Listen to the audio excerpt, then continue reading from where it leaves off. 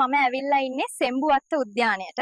මාතලේ දිස්ත්‍රික්කයේ ඇල්කඩුව ප්‍රදේශයේ පිහිටි ඉතා සුන්දර ප්‍රසිද්ධ සංචාරක ස්ථානයක්. මුහුදු මට්ටමේ සිට මීටර් 1140ක උසකින් පිහිටා ඇති මෙය මිනිසා විසින් මෑත කාලයේ සාදන ලද වැවක් වෙනවා. අතීතයේ මෙය බ්‍රිතාන්‍යයන් විසින් පෝලෝ ක්‍රීඩා පිටියක් ලෙස භාවිතා කර තියෙනවා.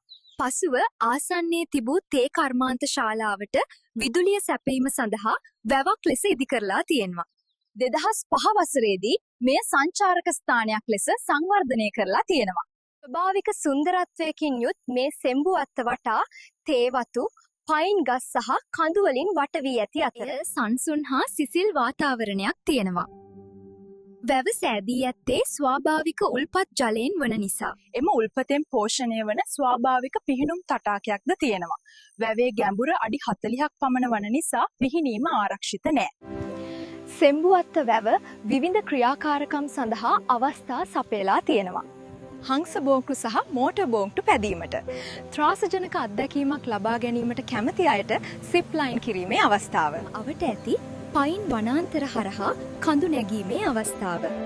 ස්වාභාවික උල්පත් ජලයෙන් පෝෂණය වන. උද්‍යානය තුළ ආපන ශාලා නොමැති නිසා අවශ්‍ය ආහාර පාන වර්ග රැගෙන එක සුදුසුයි. රාත්‍රී නවාතැන් සඳහා කඳවුරු බැඳීමේ පහසුකම සහ නිවාඩු නිකේතනද තියෙනවා. නවාතැන් සඳහා කල්තියා අවසර ගන්න නම් වෙනවා. සෙම්බුවත්ත යනු සොබාදහම සහ විවේකය එකට අත්විඳීමට කැමති සංචාරකයන්ට ඉතා සුදුසු ස්ථානයක්. එහෙනම් තවත් තැනකදී හමු වෙමු. මගේ Facebook page එක වගේම YouTube channel එක follow කරන්න.